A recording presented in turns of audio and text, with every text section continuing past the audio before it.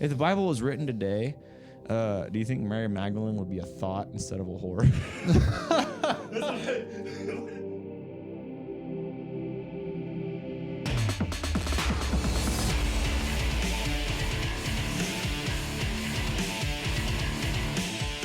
Hey guys, thanks for tuning in to the Better Ideas podcast once again. If you're new, then you can find way more of this show and just more content in general at patreon.com/betterideas. You can also contribute to the show monetarily. You can join the community. You can watch this show grow. And yeah, you can just join this awesome community of like-minded people that just continues to grow. And I just continue to be amazed by just how generous people are and how awesome humans are in general. So another great way that is free would just be to go to the Better Ideas community on Facebook. That is also kind of another outlet for conversation and for anyone to be able to contribute to the show in any way that they feel necessary. Another great one would be to leave a 5-star rating on iTunes, just because that helps get us into those weird internet algorithms that helps the show grow, gets more attention. And it's not a completely selfish endeavor, because I just do feel a little bit of conviction that these ideas should be spread. And I think that what we're doing here brings value to my life, and my hope is that it brings value to yours. And so something as simple as a 5-star rating can actually leave a small possibility that it might do the same for someone else. So I would really appreciate that. But yeah, if not, just keep listening. Today's conversation is a little bit different because Will and I changed the formula of how we're going to do things from now on a little bit. We might do things the old way every now and then, like pick a topic and decide this is the narrative we're going with, and this is what we're going to talk about, and this is what we're going to dissect. But I felt that it's a little bit difficult to pick one topic and to try to stick with that for a whole hour and to really provide that much nuance. And it feels like the most nuance we've ever created were in the conversations that we weren't recording. And I realized somewhere along the lines that it's because we didn't know what we were going to talk about beforehand. So the difference with this episode is that we didn't plan anything out, and we just decided that we would maybe write down a few things that happened to us during the week or some things that have been on our mind, and we're going to go into these episodes blind, essentially. And I really enjoy the way that it's turned out. I really enjoy how organic the conversations tend to happen that way.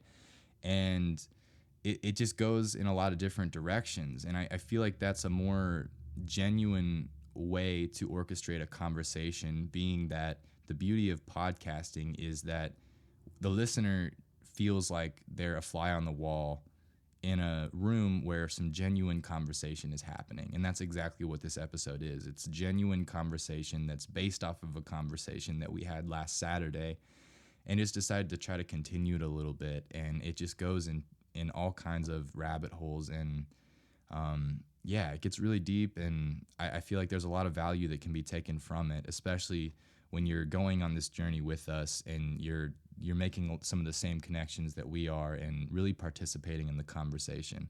So part of this, and part of the reason that Will and I have decided to start doing more episodes like this, is because it's somewhat difficult to get guests or new guests every week, especially when I'm always kind of trying to punch up and reach out to people who are doing really cool things, like really well-established artists and filmmakers and photographers, and just anyone in that realm is usually who I'm looking for. And it's just difficult to do that every single week when I work a full-time job and I've got other projects and hobbies going on. So Will and I want to do somewhat of a weekly or bi-weekly show, kind of like this, where we just, take highlights from our week, or just thoughts or convictions or whatever is on our minds. That's what we're going to talk about. And that seems to have spawned all of the greatest conversations that we've ever had, so that it only makes sense to continue that.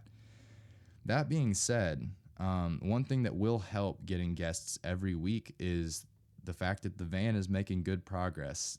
Sarah and I did some insulation not too long ago. We've got it completely gutted, and we're making progress. We really need to buckle down this month and next month in order to actually get things going. But after that, then I'll be able to travel to any guests that I want, and I'll definitely make it a top priority to be living life and creating new experiences so that I have things to talk about. And my whole idea about this is sort of for me to learn and develop a philosophy that's valuable to the world. And to me, the best way to do that is genuine conversation with genuine people. And that's all I've done here. And I've learned so much in the past year. So it only makes sense to go out into the world and to try to do the same thing everywhere that I possibly can. And it's also just been a dream of mine to travel more and experience more. And the byproduct of that should be great conversation. So that's just a side note that I'm really excited about and I really wanted to tell you guys about. And I hope that you guys will keep up on the journey with me and just continue to listen, because this show has done nothing but grow a little bit every episode, and it's done nothing but amaze me and just show me how awesome people are in general and how supportive all of you are. So thank you guys for that.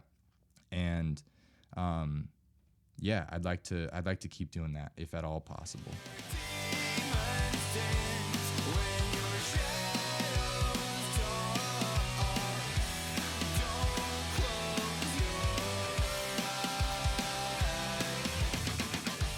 How are we going to start this? Because you said you wanted to keep talking about what we were talking about.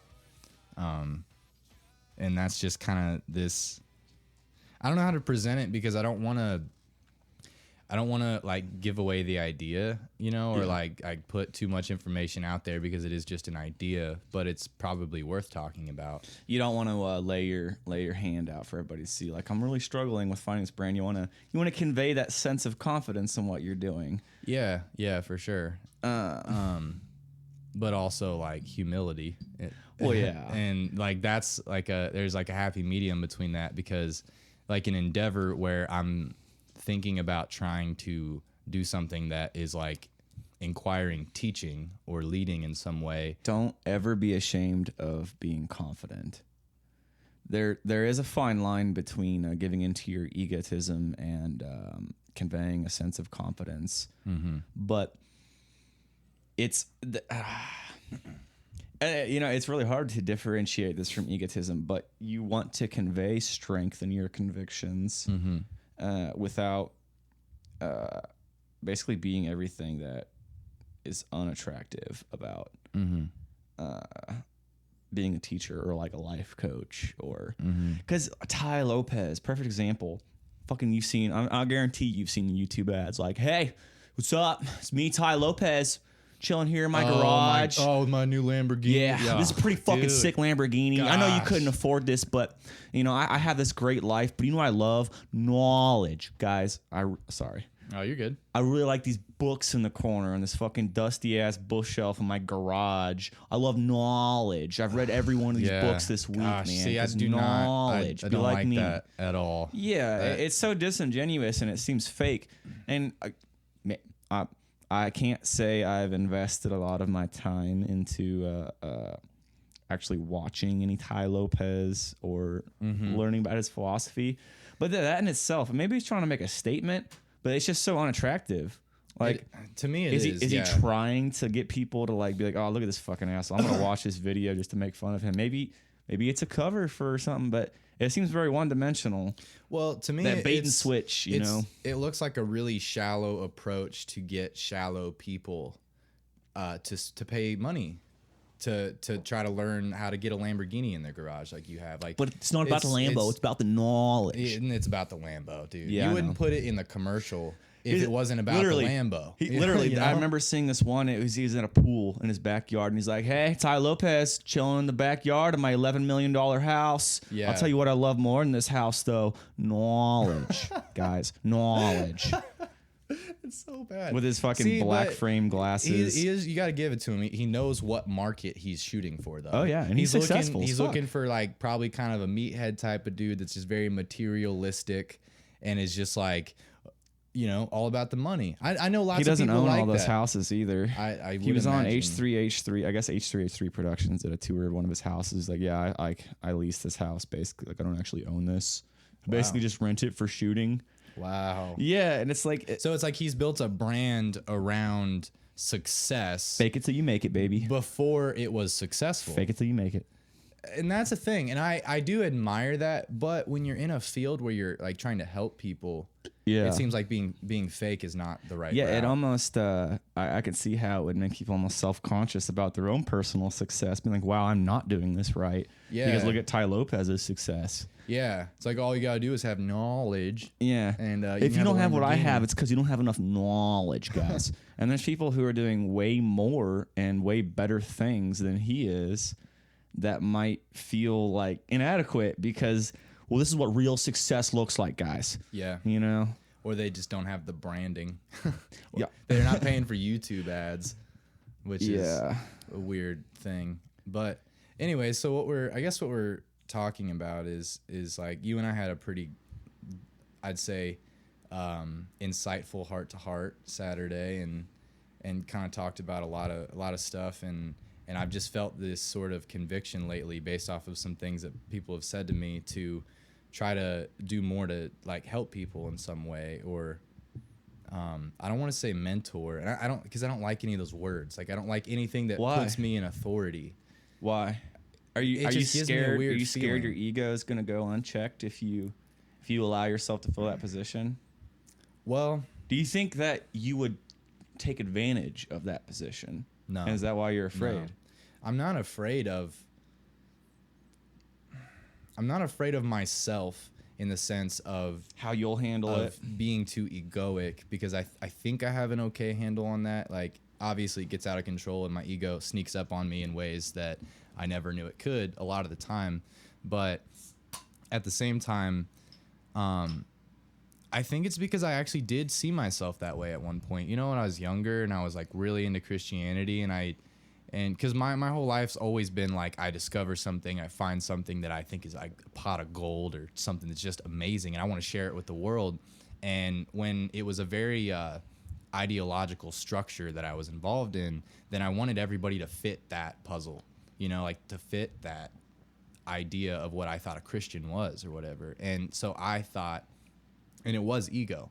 I thought it was your job. Yeah, and I have to live by this example, and I have to be this person, but I wasn't actually that person. And what's weird is that when I quit doing that, and because I never led anybody to Christ that way, I didn't. It didn't work one time, and that was what my whole life was revolved around, is trying to disciple people or whatever that even means.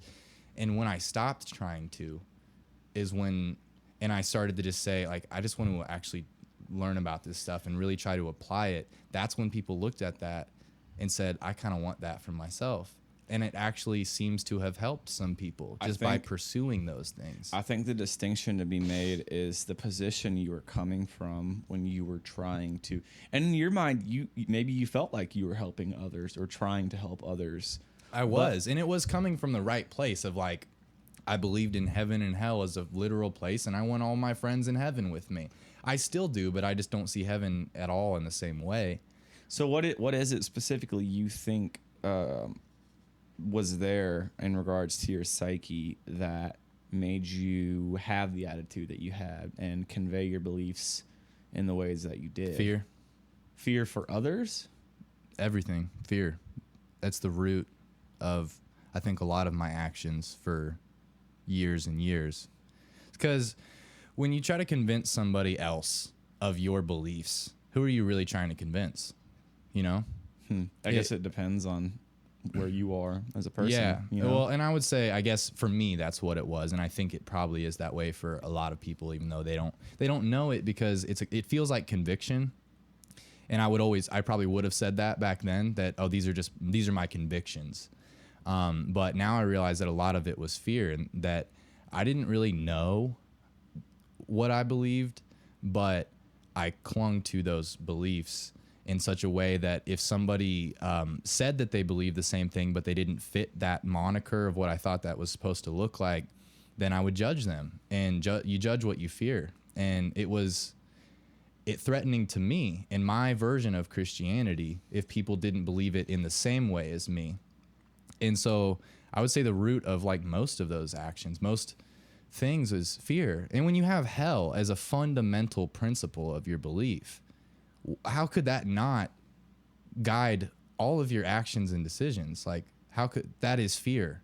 that's the definition of fear, is like hell and living in fear and complete isolation. So how would that, like, I just don't see how that wouldn't have been the source, I guess, of a lot of my, I would have called it love.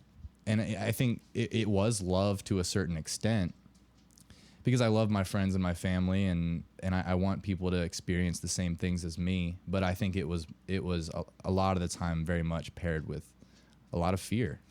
I think a lot of that has to do with the dogma and the actual structure of your faith in particular. I can attest to who your theological teachers were at the time. I don't know your pastor. I don't know where you went to church. But I feel like there is, in my experience, in modern Christianity, there is a sense of wanting to distance yourself from what they almost perceive as threats. And you look at Christianity, and the core principle is love and understanding for other people, in the hopes that they will see the light and that you can guide them. But what it's become is almost a disdain or contempt for people who, it's almost like they don't really try that hard. It's very xenophobic. Yeah, it's viewing non-believers as a threat almost. Yeah. And I understand, I do, because I've been there. But do you think that's what came into play, though? Do you think that's what made you? Because it sounds like you feel like you were alienating people almost. Oh, I for sure have. I guarantee that. And do you think it stems from something like that? Because that structure of your school of thought and your particular belief encouraged you to almost look down on people who viewed differently than you. Yeah, I wouldn't say it's like a looking down, because I do think that it came from the right place. It came from a place of love. Is my wants for them is out of love. I love them, so I don't want them to go to hell, is kind of my way of seeing it. But like, I heard one of the things that really, really just changed this for me was listening to Alan Watts, which, how he leads people away from God. So, you're supposed to not listen to him if you're a Christian, but I did anyways. And he said how faith clings to nothing. So true faith doesn't need to justify itself. If you really believe what you believe, it will exist whether or not you're right or wrong about it. Exactly. And I would say that I didn't have real faith, but I thought that my faith is what made me believe so strongly, but it was actually my doubt, because I clinged to those beliefs so strongly. And then one day, actually it was probably more of a process over like a year or so, I started letting go of lots of those beliefs, and then I think found a more genuine faith, or maybe just actual faith. So in knowing that I don't have to know. Yeah. And that was like a huge revelation. Coming to terms with your humanity. Yeah. And just recognizing that if God is God don't give a fuck. What do I have to convince? Who do I have to convince? Yeah. Who am I trying to convince? And I still believe that. And that idea, I guess, is kind of one of the things that started changing things for me, and like just kind of how I perceive of faith. I think a lot of things are layered in like, it's like an onion. Yeah, it's like it really is. And you can just keep peeling layers. And I've been looking at things through this kind of like really binaural way. I don't know if that's the right word for it. By something. It sounds legit. Of love or fear. I think we talked about this the other day, actually. I hate that concept. I know you do. But I guess just bear with me and just think about it from this perspective for a second. Like in the past, the way that I've lived, you could take all of those actions, or I guess it's not that everything comes from a place of fear, but it's that a lot of your personality comes from a place of fear or love. And that's either fear for yourself or love for yourself or for others. And I was guided by fear for so long that I was in a delusion in the sense that I didn't realize that it was fear. I thought it was faith. I thought it was my traditions. I thought it was my Christian values. I thought it was all of these things.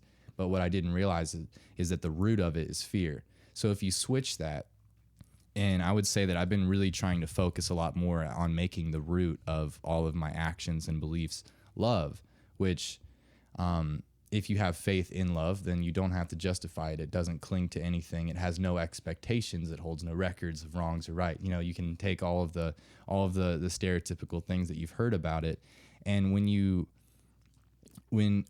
try to reframe the way that you think from those two parameters, it seems to me like everything kind of just starts.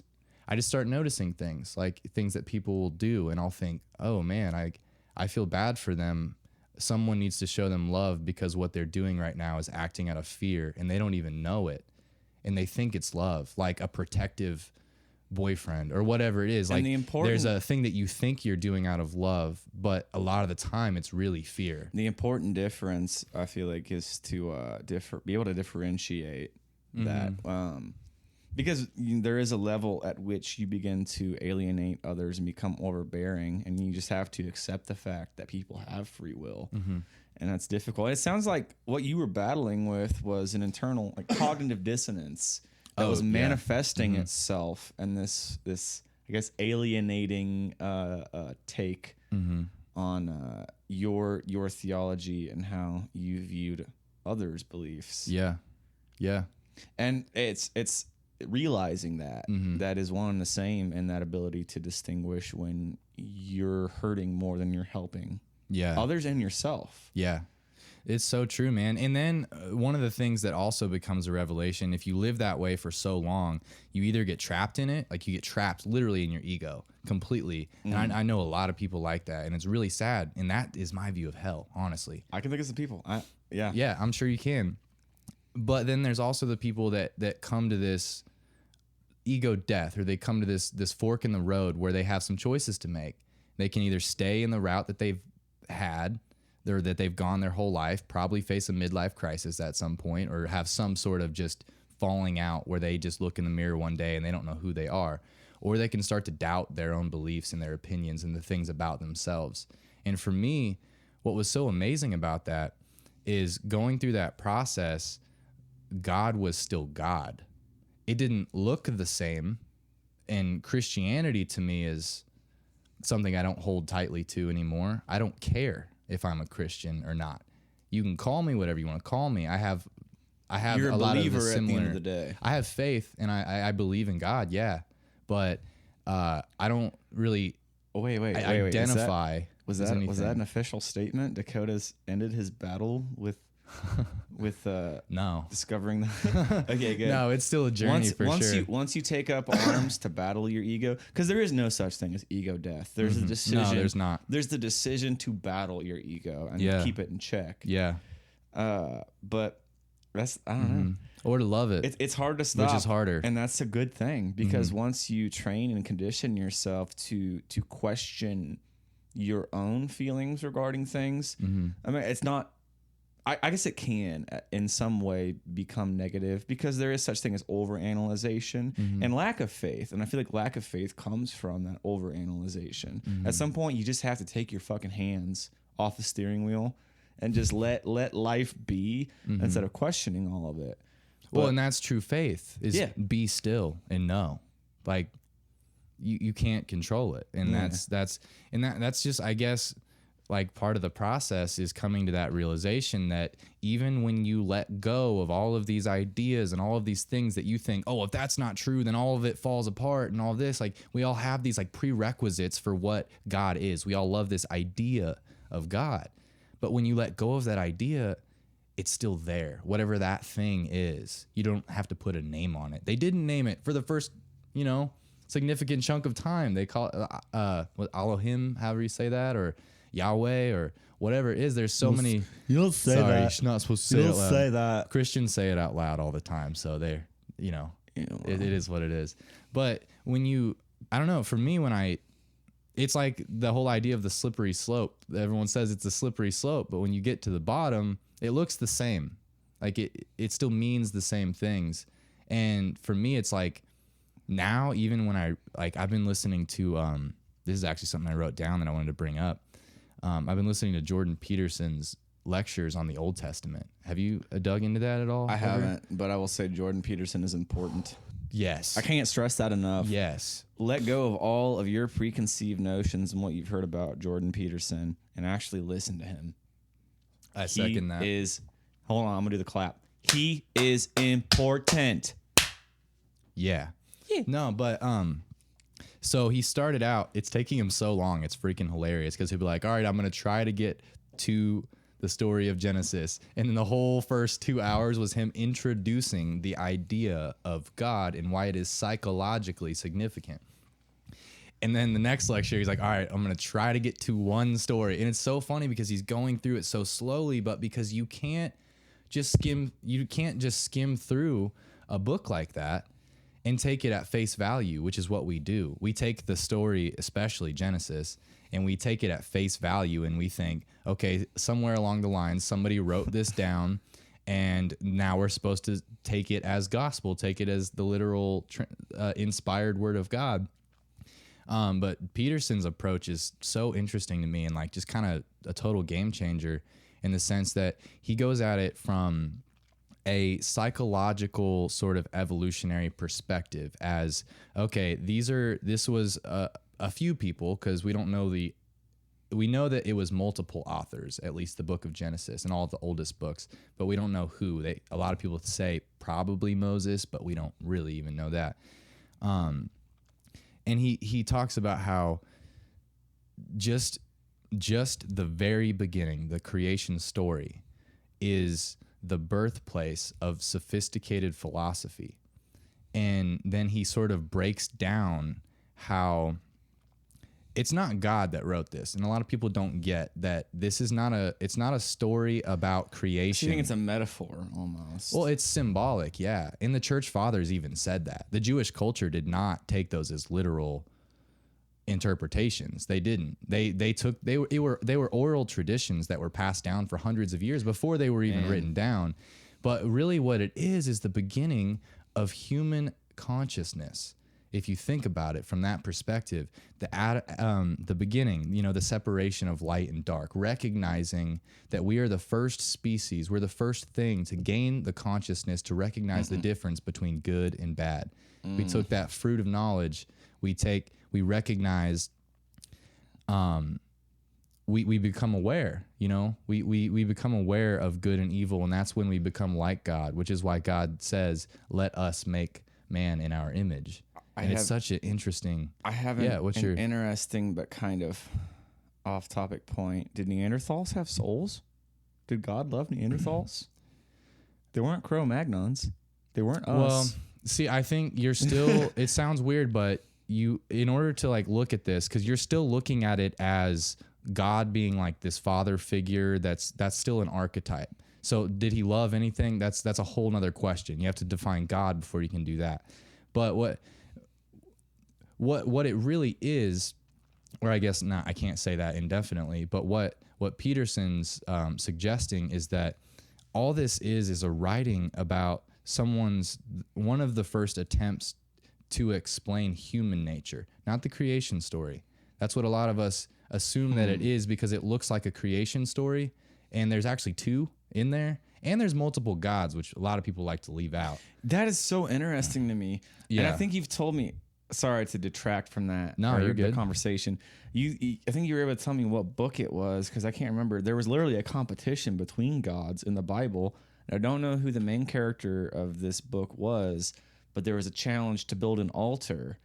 And the altar of, the god of Christianity, there was like one made of, just rocks, and they poured water on it so it wouldn't set ablaze. And then there was this other god where they had this intricate, ornate altar, and the pile of rocks covered in water lit by the power of the Christian God. And it was a battle of gods. Do you know what book that was? What story that is? I cannot remember, but it is Old Testament. And that's fucking fascinating to me, because in the Old Testament, at no point did they deny that there is only one God. They say there's one true God. And that's so interesting to me. And what also is really interesting is that the Jewish people, acknowledge the existence. Well, not only did of they other acknowledge deities. the existence, but in Genesis, there's 2 different words to define God, and in a lot of the earlier translations, there were 3 because there was a female God, and there's a lot of different.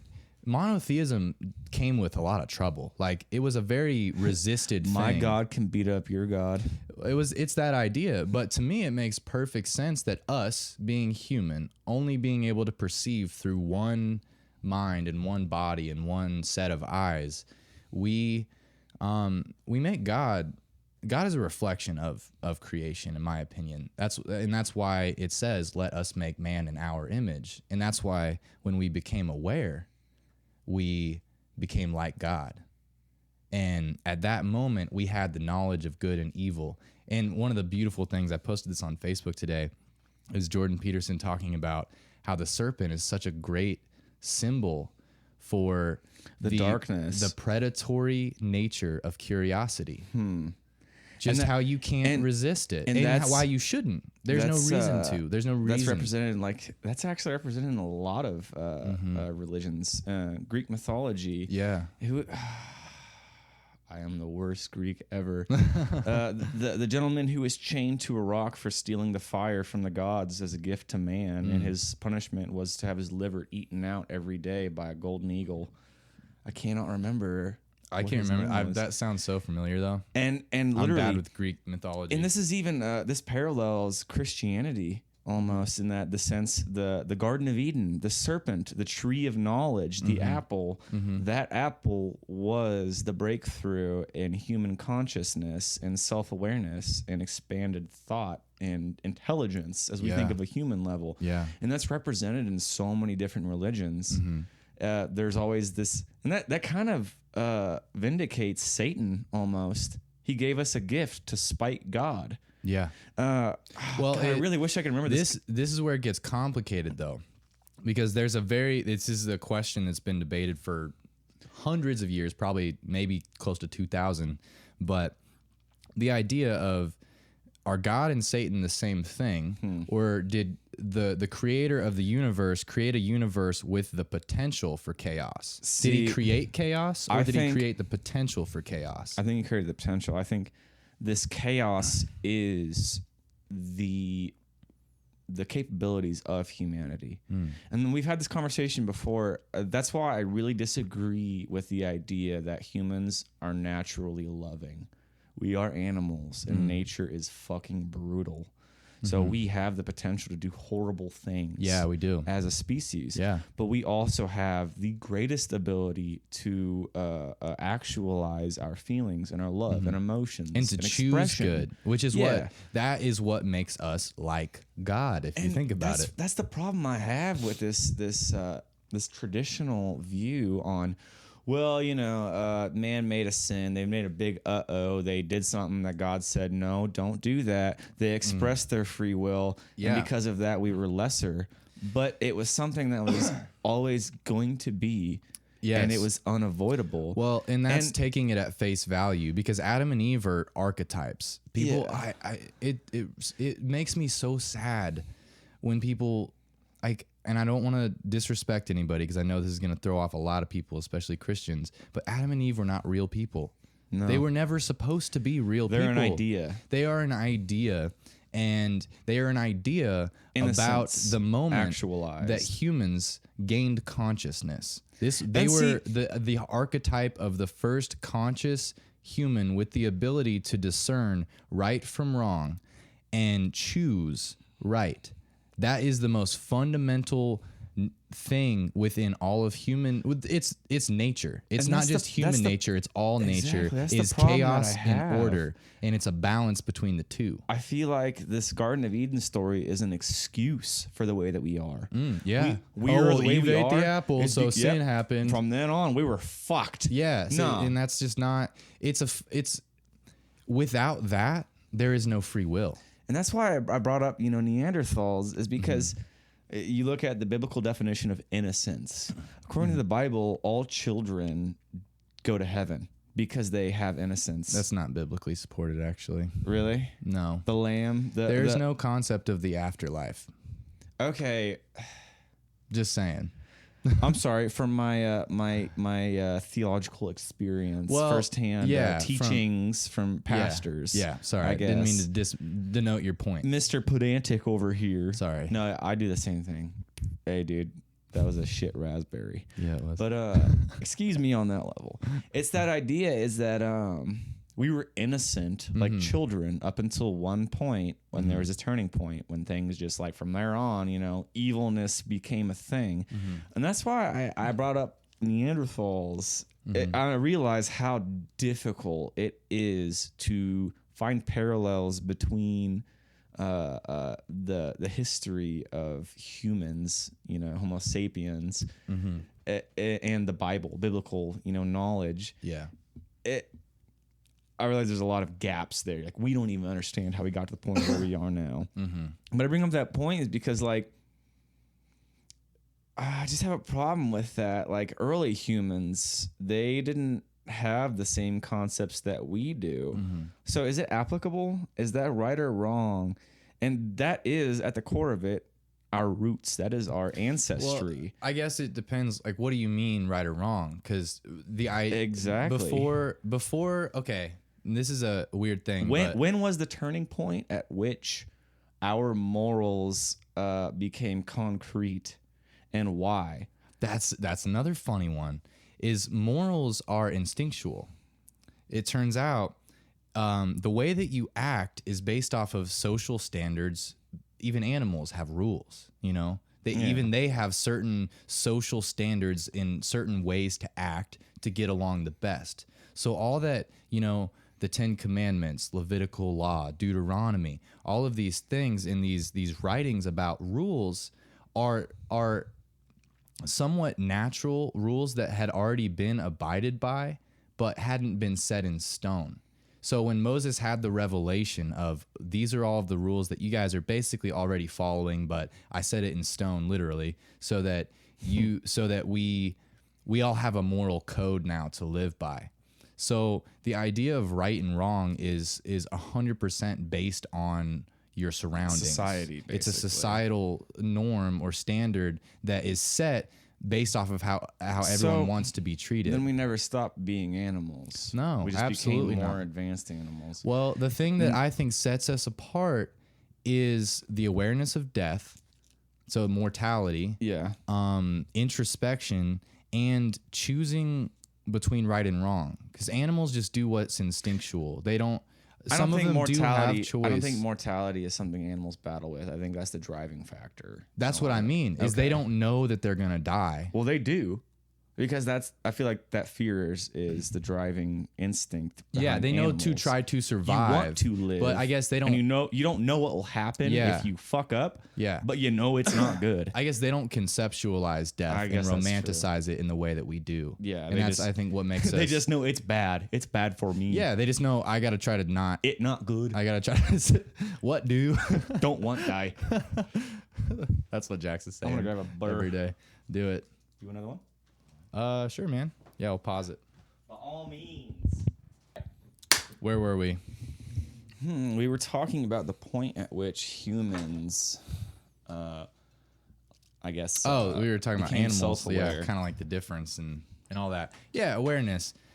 I guess all this is to say that Jordan Peterson or I guess not even just Jordan, but me hearing these things from the mindset of an evolutionary clinical psychologist and just hearing about how this is actually very philosophical, and it says a lot about the nature of man 4,000 years ago. That's just amazing. And the fact that it stood the test of time and it still exists makes it that much more profound. It's just so something cool. That really interests me about, I guess it kind of pertains to this, is ancestral knowledge. Oh, yeah. I'm reading Clan of the Cave Bear by Jean M. Auel or whatever. She's a paleontologist, so her life has been dedicated towards studying prehistoric humans. And to briefly summarize this book, it's about a Cro-Magnon woman who is adopted by Neanderthals. And she talks a lot about ancestral knowledge. not Cro-Magnons, Neanderthals had a huge brain capacity. Their brains were like 25% larger than ours. Wow. And she studied this. I was like, why? You know, as basic and simple as they were, why did their evolutionary journey dictate they need this much processing power? And that's something she touches on is ancestral knowledge, the literal ability to carry from generation to generation information.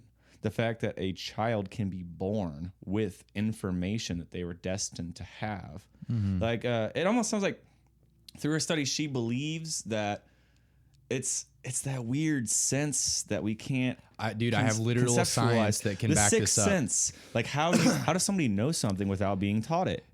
You know? This is what's weird. I have a scientific study that I know of. Genome changing? Well, we're figuring that out, actually, which is weird that I actually kind of know a little bit about it, is there is actual genetic memory. Like when you have an experience, your genome stores it.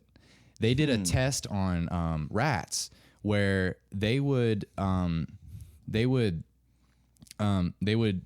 in a certain room that smelled like citrus. They would give memories. them, yes, Dude. And then they would shock them so that it got to the point where the rats would get so scared every time they smelled and their citrus. Offspring were scared of citrus. Their offspring instinctually were afraid of it. Yeah.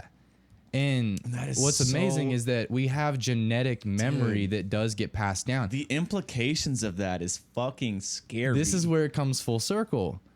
Generational sin. When you have that's a story that's been around since Abraham. Literally, it says that the sins of my father. Yeah. Well, it's a kind of a real thing that if you have a lot of negative tendencies or positive, whatever it is, you're gonna pass a certain amount of that onto your offspring. They say drug addiction or just any addiction is genetic. Yeah, yeah, and it really is, unfortunately, with that. But it's just pretty crazy that you're it's kind of like a mind over matter, like quantum physics thing almost, that like the things that happen outside of you. I think you're saying it's quantum physics because we don't fully understand it. I don't think it is actual quantum physics. Really, it's not physics.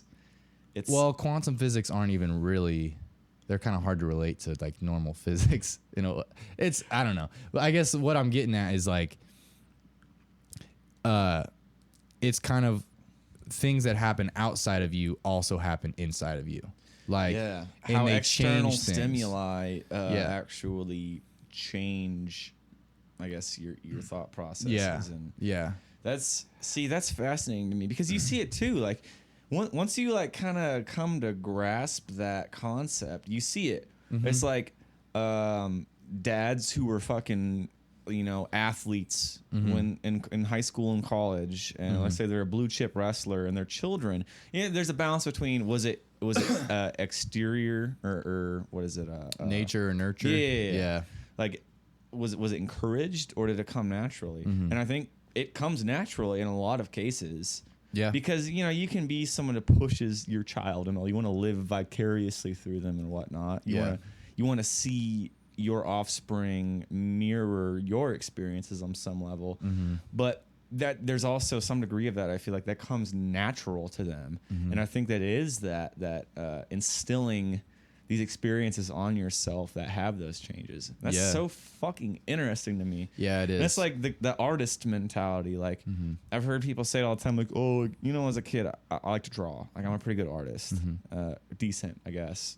I know where I stand on the spectrum. I say a kick-ass artist, but I brag about you all the time. My grandfather, my papu, my mother's dad, he's a phenomenal artist. You know, like that's been his passion a lot of his life is painting, creating art, and he has a huge respect for art. Being Greek, of course, you know. That's another thing is like, did it come naturally, or was he surrounded by a culture that upholds its history of art? Yes. Yeah, exactly. A lot of people say like, you get that from your grandpa, and I'm like, yeah, maybe. You know, like that could be a thing. Yeah. Like nobody taught me to draw. Yeah. Nobody encouraged me to do it. Actually, okay, I can't say that. Once I started, my parents did a great job of nurturing that in me. You know, because you'd like to think you recognize something in your child that you're going to be nurturing towards that. So, you know, it's so interesting to me to see that. And when you take that into consideration, combined with human theology, it's, I don't know, it almost hurts theology as a whole, because you have to ask yourself at some point, is it just a tradition that's been instilled, and that's why we uphold it and we hold it so dearly to humanity? Or is it just natural to us? Is it something that we gravitate towards? Is it instilled in us, or do we gravitate towards it because it's our nature? Or is it one and the same? I think it might be the one and the same thing. So, what's the question there? Like, are you saying you think it is our theology, or is like a belief in something, do you think a natural thing? Yeah. Is it our animalistic nature that wants us to romanticize something bigger than ourselves? Or is it just passed down genome info? Because it's been a tradition for so long. Is that why we believe?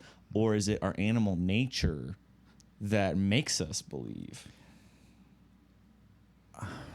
I think it might be a little bit of both there, but I have a third potential Lay it on thing. me, brother. Consciousness.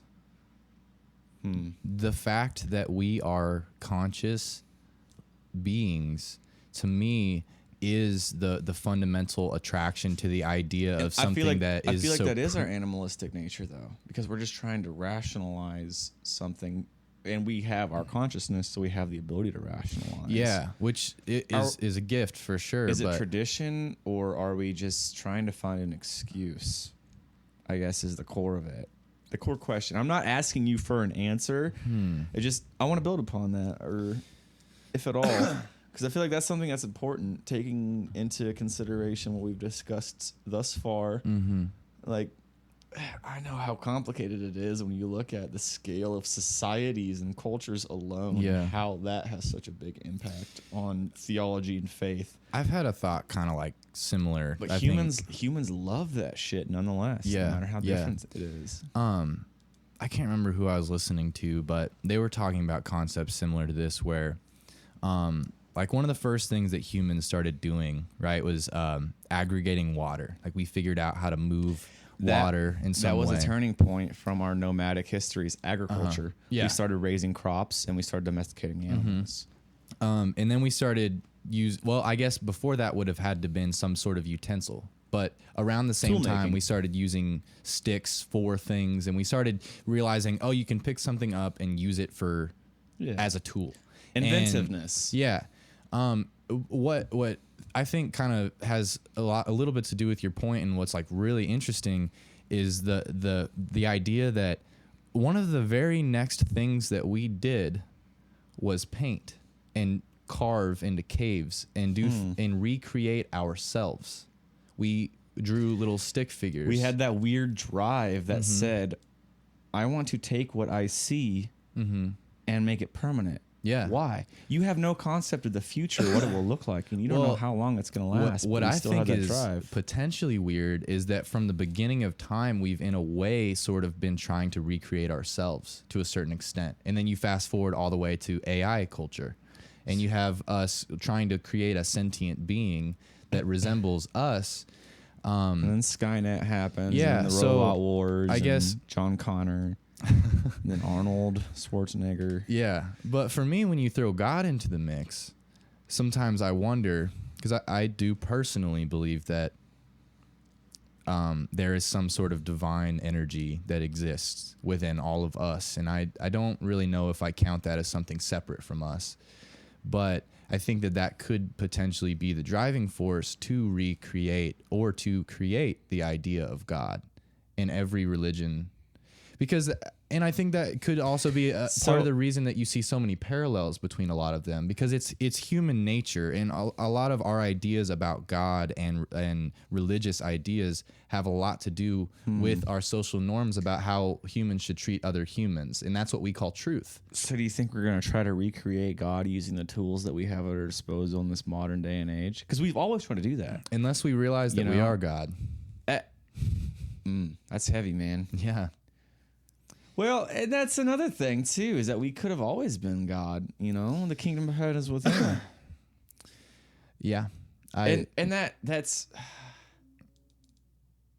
makes it that's another whole added facet that makes it difficult to conceptualize all of this. It's because, like, is godliness being able to differentiate good versus bad nature and choosing to live a good life, or is it that omnipotent being who created us and is outside of us, or, like I said, is it that internal battle that we have? We don't know. That's the big question. I mean, I could easily go to the Christian answer for that and say that the God's Trinity, a big man in the sky. Well, no, it's the Trinity. Is the Christian view of God is that there is God the Father, there is the Christ, and there's the church or the Holy Spirit. And the Holy Spirit, I feel like, is that idea of that internal battle. Yeah. And so for me, what I've been wrestling with a lot lately is the idea of did we create that God the Father?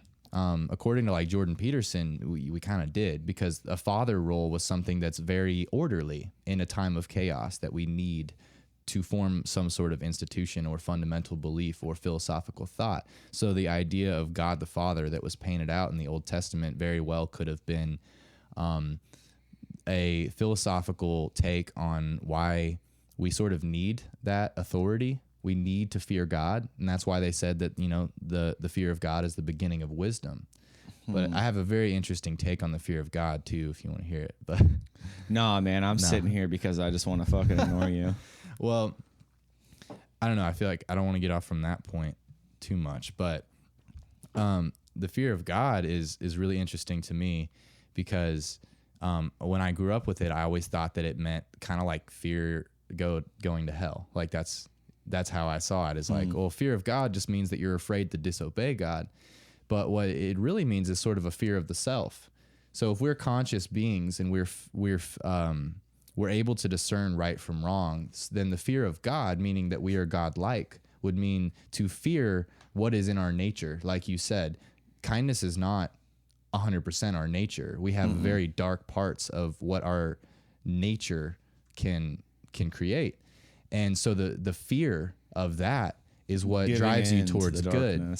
Yeah, but fearing the darkness and knowing that you're capable of it is what guides you towards good. And so that's like kind of a different perspective on the fear of God. And then it's also that authority, that authoritative role that is painted in the Old Testament of the God the Father. And it's kind of like the way that, you would, if you were lucky enough to have a father role in your life that resembled that in any way, then he would be that sort of, or at least authoritative, the ideal father. Yeah, but it would be authority but encouragement at the same time. Yeah. And it's not fear and respect. It's not a fear of punishment. It's a fear of not living up to your fullest potential. And there is also fear of punishment manifested in the idea of hell. Yes. Too. I don't personally think that that's a healthy... I've never been afraid of going to hell. All my life, even as a child, I'd never been scared of going to hell. I think that might be an intuition. How do you mean? Do you think that you inherently know that it's not something you have to worry about? Honestly, I've always thought the idea of hell, maybe it's society, the little red man with horns and a pitchfork just always sounded really fucking cheesy to me. So I'm just like, man, I don't. Well, what's funny is like, I think there's a lot of things scarier than our idea of hell, because I have seen the darkness of human nature, and that disturbed me more than any depiction of hell. Fuck John Bruegel, The Elders, depiction of the afterlife, or Dante's Inferno. Like that's fucking small potatoes compared to my experiences in seeing like the real disturbing side of humanity. I think that's creepier than hell. Yeah. Literally creepier than hell. Just for fun or a thought experiment, what if that was hell? What if whatever you saw, a literal eternity? Was hell?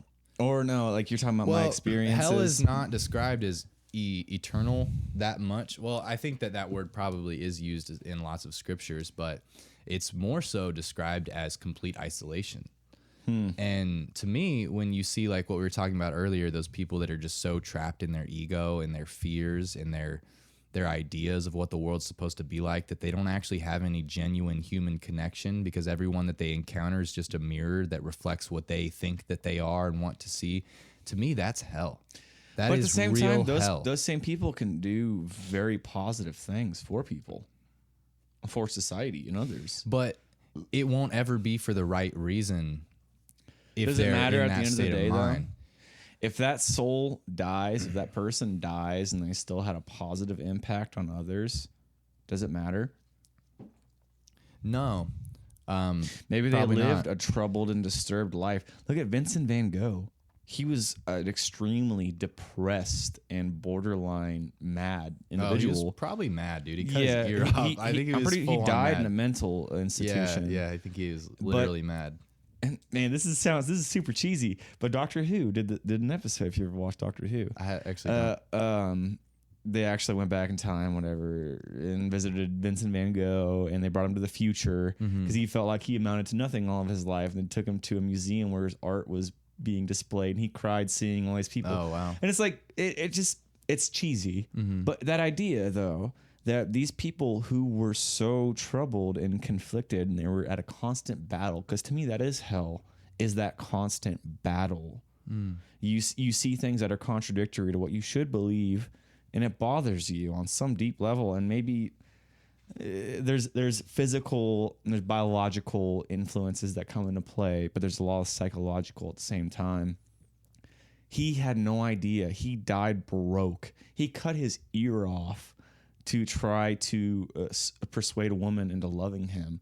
Like he clearly was a very disturbed, dark, troubled individual, but he touched so many fucking people to this day and age. He is heralded as one of the greats amongst artists.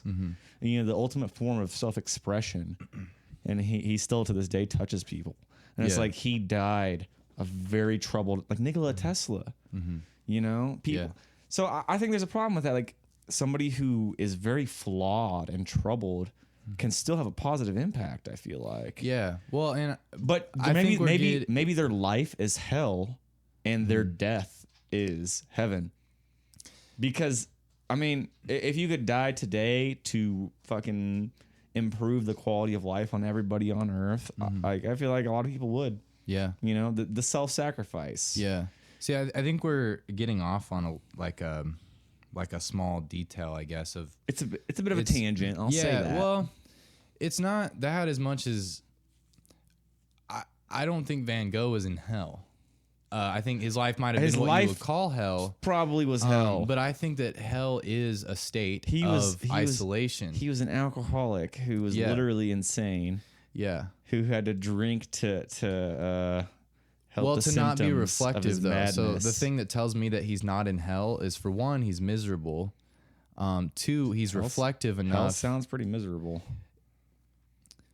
Sometimes I wonder, because the traditional idea of hell. Yes. Sorry. Yeah, the traditional idea, but that's in the afterlife. And I guess, more talking about the state of hell that exists today. And because I believe that the kingdom exists, and that's what Jesus said, is that the kingdom is in the midst. It is within us.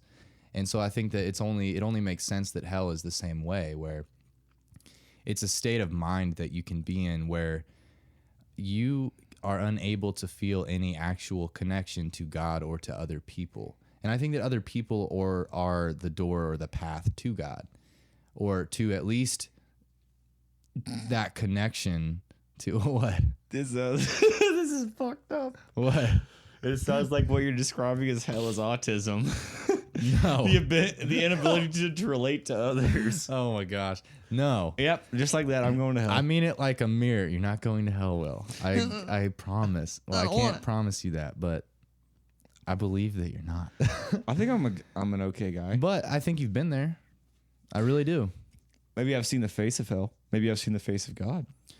Well, who knows? And this is another Peterson concept, is that there's right and wrong.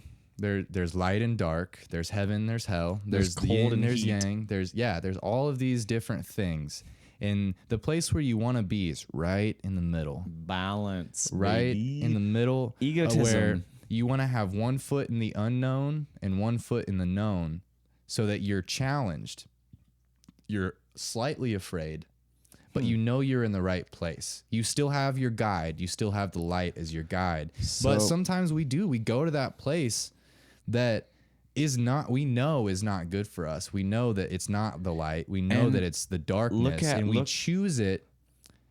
And that's what I mean is I don't think anybody goes to hell, quote unquote, without choosing it for themselves. And a lot of them aren't even aware of it. Some of the greatest advancements in human history have been made as a result of one subjecting themselves to what somebody could define as hell. Mm-hmm.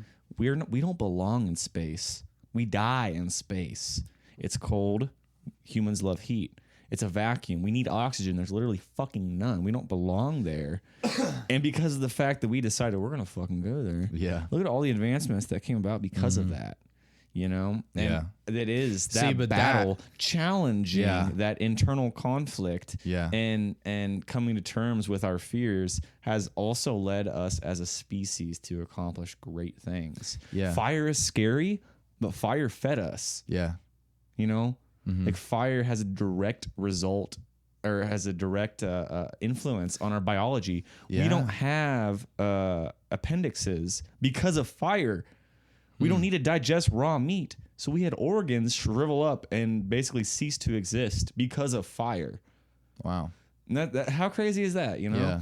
It's doing things we're not supposed to and actually touching what is a primal fear, hell, basically. We went to hell to further our own advancement. And that's paralleled in a lot of theologies. And I guess I still think I love that, and I think there's a lot to be said about that, but I still think you're using hell as like a metaphorical place. Like we went to hell, like space could be hell in that analogy. And I totally agree with that. But I guess the way that I'm talking about hell is it's a mental state. It's a state of hell is being outside your comfort zone. That's not what I'm saying, but I think that's true. Yeah, I think that can be true on the most extreme level. I think that is the idea of hell. It's not fun. It's not happy. There's no relief. You're not gonna die. Yeah. It's a constant suffering. It's constant lack of comfort. So I feel like that is, the idea of hell. That is our primal fear of hell. Yeah. Is that being deprived of all of our basic needs. Yeah. And knowing there's no way out. Yeah. Like there's no end to it. Yeah. Yeah. And I think that like the righteous path or whatever that means is kind of like that one that has one foot in both. That because I think that you have to be exposed to it. And this is where a lot of people get off is they don't appreciate the darkness and they get afraid of it and they shelter themselves from it so much that they live in fear. We grow as people from the darkness. And it's like you're saying, you got to break eggs to make an omelet. Fire can kill us, but it can also keep us safe. And I think there's a lot more to be said about that. And you could go into like, it makes me think of the Enneagram, like how your biggest flaw, your biggest sin, so to speak, whatever it is that eats at you the most, a lot of the time is what drives you to do all of the best things that you do. That's kind of Freudian. Yeah, it is very Freudian. Yeah. Fuck Freud. I love him. He was important, I will agree, but I think he had his own problems and he tried to rationalize his own issues by saying it's normal. It's normal. Everybody wants to fuck their mom, okay? It's completely normal. Guys love penises, okay? It's normal, okay? I am normal. Yeah, despite my coke addiction. When you're a philosopher, you can turn anything into a justification. He was a psychologist. Yeah. So it was his job. He just did cocaine and told people. No, that's a way oversimplifying it. He was a brilliant mind, but he had issues. Yeah. I disregard a lot of what his teachings.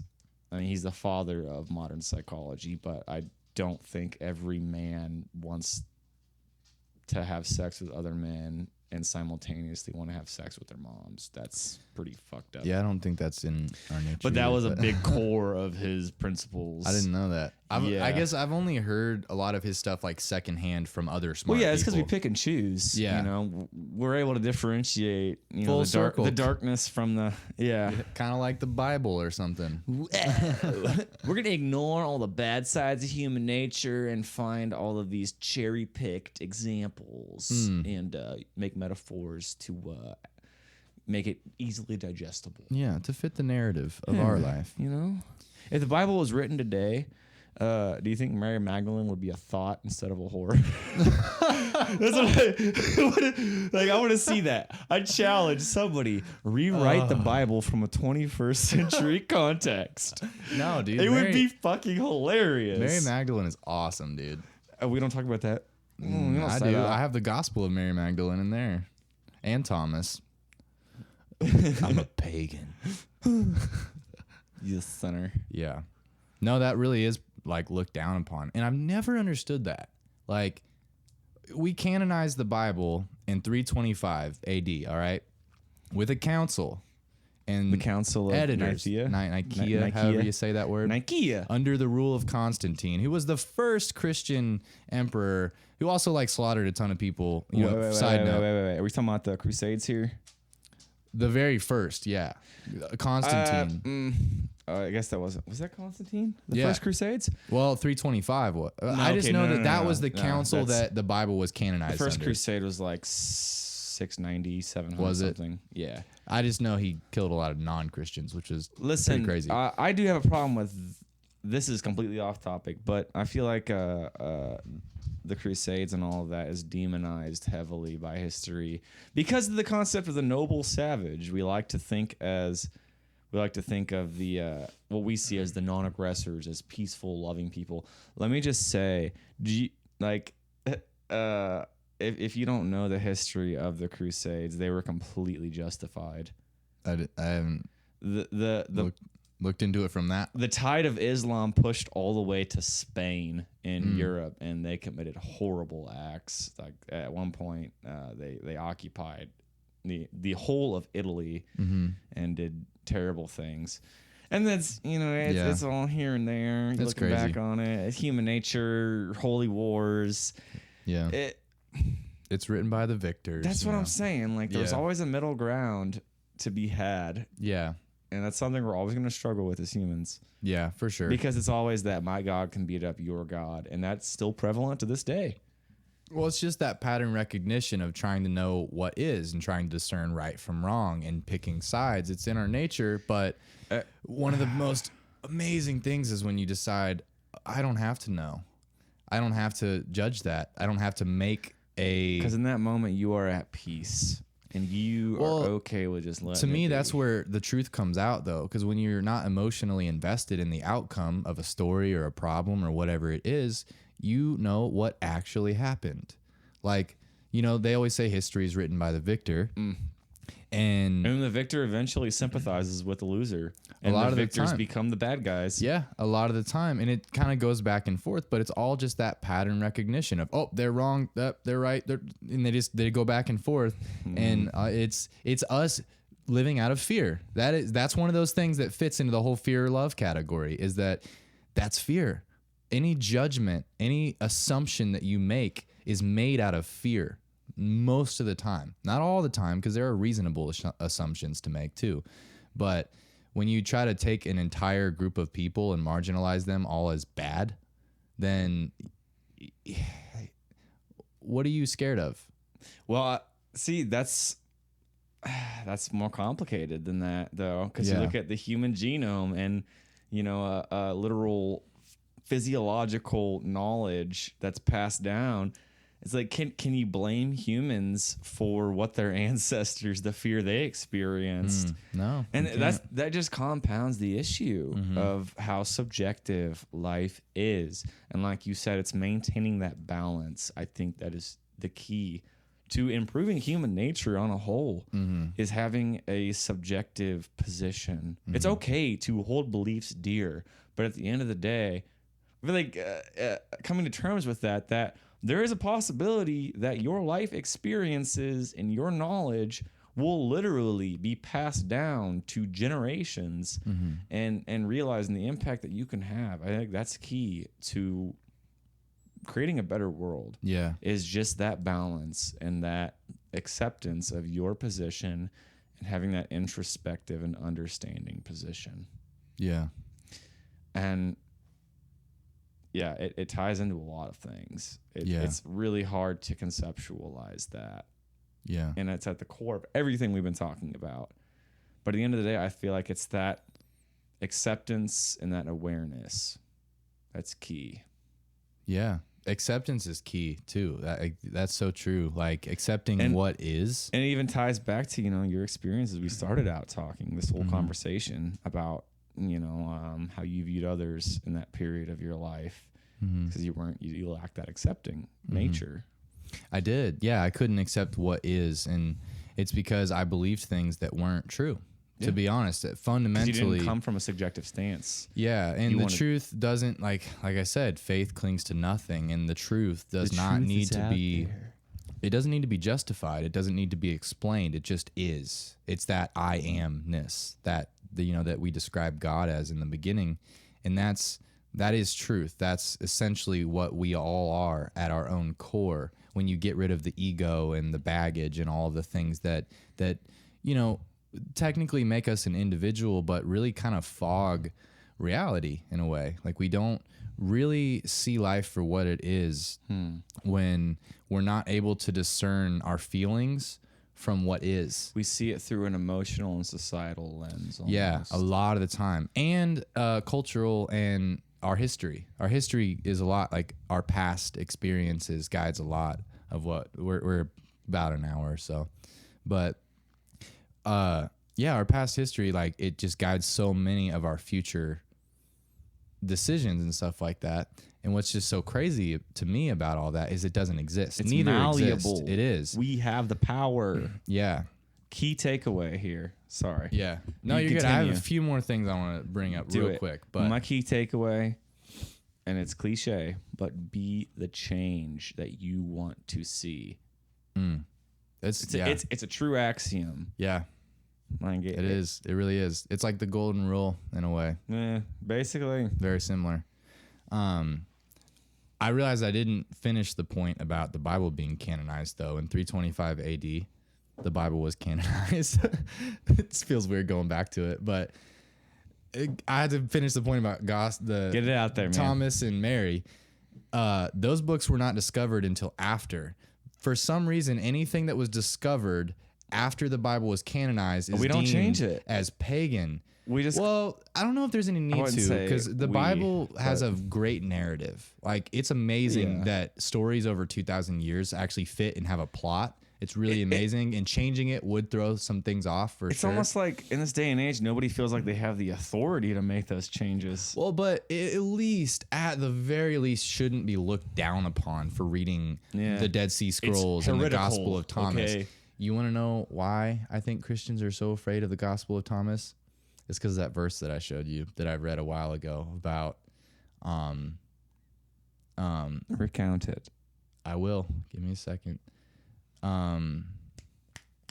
Those of you who come to know yourselves will become known and realize that you are the Son of the living Father. And I should probably just read the actual verse. But he says that basically got it. I got the whole thing right here in my brain. If you look in the sky for the heavens, then the birds will precede you. If you look in the sea, then the fish are already there, for the kingdom of God is within you, and it is outside of you. Those of you who come to know yourselves will become known and realize that it is you who are the sons and daughters of the living Father. And if you do not come to know yourselves, you will dwell in poverty, and it is you who are that poverty. I just want to say Dakota's recounting this from memory alone. That's heavy, man. I don't know if that's word for word. That's paraphrasing, but that changes a lot if you really think about like Christian beliefs. That kind of turns the traditional idealisms on its head. And I agree with you. The fact that is, according to Thomas, what Jesus said to him, who was a disciple. That kind of fucks up the narrative a little bit. It does, Just man. a wee bit. It really does. And it's like we give Peter the benefit of the doubt, and we include his stuff, but he's the guy that denied Jesus 3 times. Thomas, he was skeptical. He was very skeptical. It's not like let him off the hook too easy, but that's profound, man. Like, if that was in the Bible, what would Christianity look like? That's a whole different way of. And here's a funny thing is that in the King James, it's sad that was not, I guess, discovered. Was it? It was discovered later. Yeah. And that's a shame. Yeah. Well, what's another funny thing is that I think that it might have been somewhat intentional because it actually might threaten the narrative of the gospel to a certain extent. Because if you look in the book of Luke, I think chapter 4, I'm not sure, don't quote me on that, but it is in Luke somewhere. It says that Jesus says that the kingdom of God is in the midst of us, but the original translation says within. But we changed it. All of the English versions that you read will say in the midst or near or around. Basically, the Messiah, the living embodiment of God is amongst us versus the living embodiment of God is within us. Yeah, we changed it. We did. We really did. That almost hurts the idea of a Messiah almost to say he's not amongst us, he's in us. That kind of challenges that. That's another thing that Richard Rohr is a really good writer he does a lot of Enneagram books, and he has a book called The Cosmic Christ he does explain this, that, and this is not an original thought, this is a very old thought, that Christ consciousness and Jesus, Yeshua, the man that lived, are two different things. Like in the beginning, the Word was God and the Word was with God. That was the very beginning, and that's Christ consciousness. That's existed for way longer than Yeshua, the man.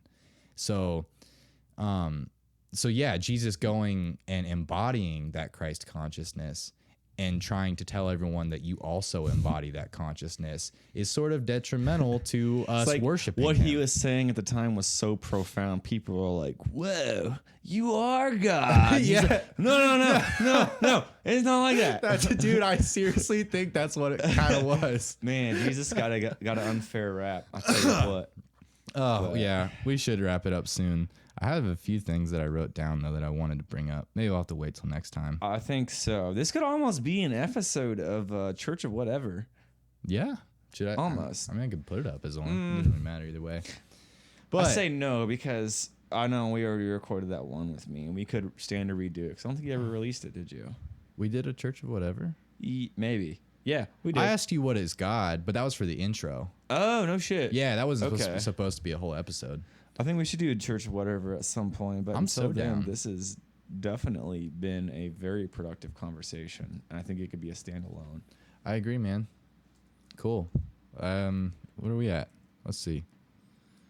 All I know is I gotta piss like a Russian racehorse. All right, do it. Specifically, Let's get out here. a It's been Slavic like an Russian hour. racehorse.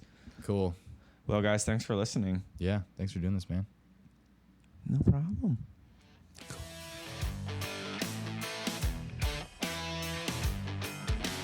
Thank you guys once again for tuning in to another episode of the Better Ideas podcast. You're the best, and especially if you made it all the way to the end. I know that we can tend to drag on, but it's necessary. The conversation needs to be had, and you guys are welcome to join it also. Patreon.com/betterideas would be the best place to do that. You can contribute to the show monetarily, watch the show grow, get some extra perks, and just be a part of this awesome community of like-minded people that I love so much. Another great way to contribute would be just to give us a follow or a like on Instagram, Twitter, Facebook, or leave us a 5-star rating on iTunes and share it with a friend maybe. I don't know. If not, then just keep listening. Until next time, guys.